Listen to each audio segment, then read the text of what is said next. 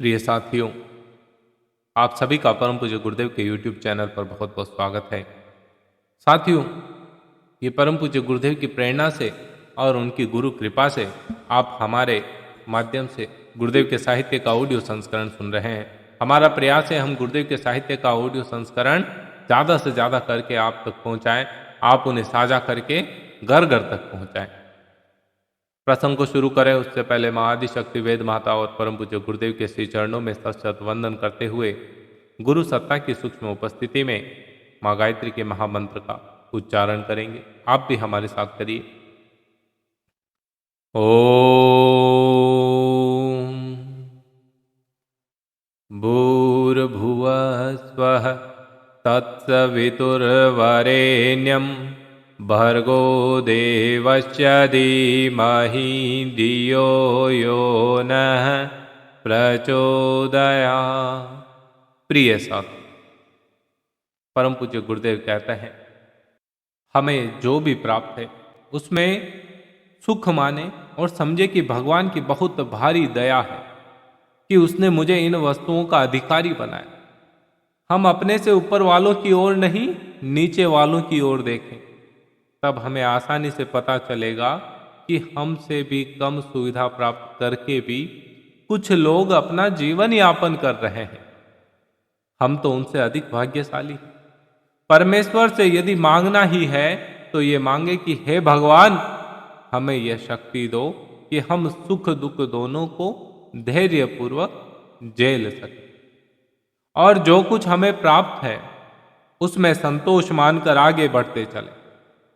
इस प्रकार की शक्ति हमें मिले, ऐसी याचना परमपिता परमात्मा से करनी चाहिए, जिससे क्या होगा, हमें आंतरिक शांति प्राप्त होगी। हमारे मन की उद्विग्नता जो है वह शांत होगी और इस प्रकार से हमारी रक्षा होगी।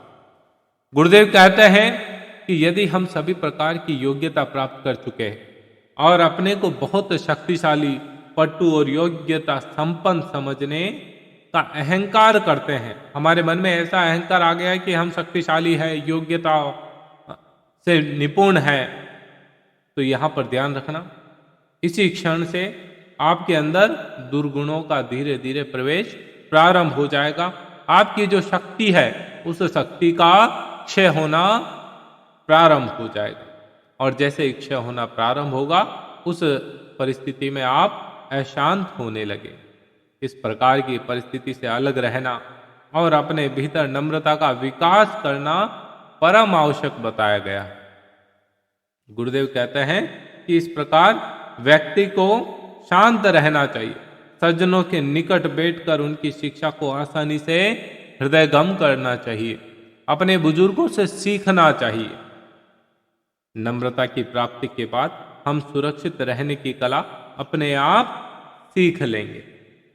अपनी शक्ति का संरक्षण करते हुए इस संसार यात्रा को सानंद तय करना चाहिए। यही तो आपका व्यवहारिक अध्यात्मवाद है। गुरुदेव कहते हैं हर समस्या का समाधान अध्यात्म है। जिसने अध्यात्म को समझ लिया उसके जीवन में कोई समस्या नहीं रहेगी। लेकिन व्यक्ति और जो उसके रिप्रेजेंटेटर है, जो अध्यात्म के हिमायती बैठे हुए हैं, वो अलग अलग तरीके से शिक्षाएं देते हैं, अध्यात्म की परिभाषाएं देते हैं, समझाते हैं, जिससे व्यक्ति भ्रमित हो जाता है। गुरुदेव कहते हैं कि आप किसी का भी सानिध्य लें, लेकिन हमेशा विश्लेषण बुद्धि स्वयं की रखें। ऐसा नहीं कि आप मुझे सद्गुरु मानते हैं तो मेरी कही बातों का विश्लेषण नहीं करेंगे, विचार विमर्श नहीं करेंगे और बिना चिंतन किए उनको फॉलो कर लेंगे। ये मूर्खता है। आप मुझे सद्गुरु मानते हैं, गुरुदेव बतलाते हैं कि आप मुझे सद्गुरु मानते हैं, अच्छी बात है। मैं जो कह रहा हूं उन बातों को आप चिंतन करिए, सोचिए, विचार विमर्श करिए, क्या गुरुदेव सही कह रहे हैं या नहीं। उसमें आपको कुछ संशय लगता है तो उस संशय के निराकरण के लिए आप मेरे पास प्रश्न उठाइए, आपके प्रश्नों का निराकरण करूंगा। यही तो है बुद्धिमता। अन्यथा तो अंधभक्ति, अंधविश्वासी है, आप किसी के कहे अनुसार फॉलो किए जा रहे हैं, उसको कसौटी पर कसो। प्रिय साथियों, हमें भी कहीं पर अंधभक्त नहीं बनना है। आमतौर पर व्यक्ति जिस पंथ से जुड़ जाता है, जिस गुरु के सानिध्य में चला जाता है, उसकी आलोचना करने वाले व्यक्ति से दो शब्द भी नहीं सुन पाता। गुरुदेव कहते हैं कि निंदक नीरे राखी, आलोचक को हमेशा अपने साथ रखो।